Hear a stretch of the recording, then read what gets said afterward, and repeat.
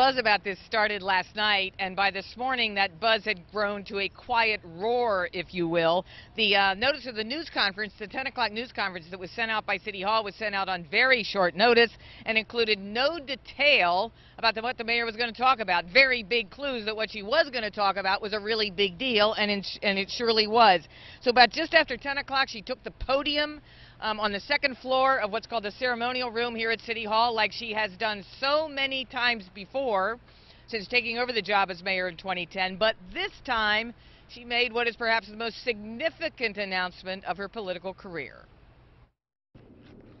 Over the past few months, as I've been making plans for what I know is a vigorous campaign, I realized that every moment that I spent planning for a campaign or a re-election was a time that I was taking away from my current responsibilities to the city that I love, and the city that I took an oath to serve.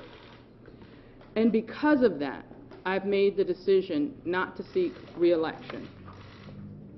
Making fundraising calls, meeting with my campaign team and volunteers, I had the constant feeling that I needed to be back at City Hall doing the work to move our city forward rather than running for re-election. Mayor's closest aides and her husband were in the room with her when she made the announcement. She joked at one point that her husband is now hoping that she'll start to cook. She has been in City Hall, first as a city council member starting in 1995, then as city council president. She won that race. Then she took over after Sheila Dixon resigned after her criminal case against Sheila Dixon. That was in 2010. In 2011, Stephanie Rawlings Blake handily won election as mayor. But the primary in the city is in April of 2016, not all that long or all that far away. There are multiple candidates that have already either filed or declared they're going to run, including Sheila Dixon, who wants the job back, State Senator Catherine Pugh. There are other big names in the wings, such as Nick Mosby, City Council member Nick Mosby. Carl Stokes has declared he's going to run. Author Wes Moore's name is hanging out there. This was going to become a very crowded field.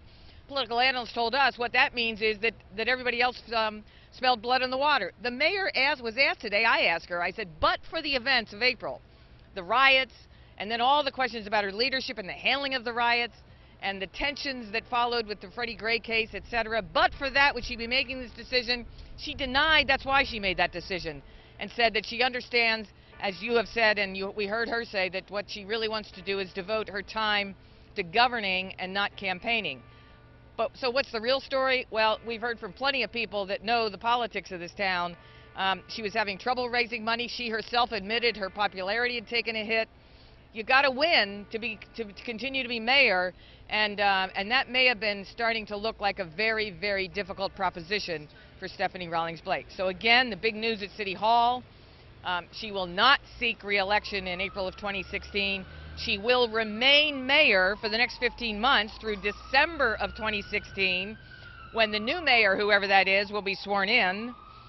So now the big question is, I said to her this morning, you've made yourself a lame duck. What about all your cabinet members, including Police Commissioner Kevin Davis? And we've asked that question of him. Hopefully we'll get a response a little later in the day. Reporting live from City Hall, I'm Jane Miller, WBAL TV 11 News. All right, thanks so much, Jane. And among the contenders who will vie for the mayor's seat in 2016, as Jane mentioned, Senator Catherine Pugh, Councilman Carl Stokes, and former Mayor Sheila Dixon. She put out a statement commending the mayor for her 20 years of service to Baltimore and said, quote, she and her family have made many sacrifices, and I think she has earned the right to pursue other goals, end quote. The City Police Union, who has butted heads with the mayor in recent months, released this statement on her announcement, quote, rank and file and city leadership must always work as a team so that Baltimore is a place people want to live, work, and visit. We look forward to leadership that makes partnering with public safety a priority, end quote. And as Jane mentioned as well, we will have live team coverage of the mayor's announcement and what it means for the city's mayoral race tonight on 11 News at 5 and 6.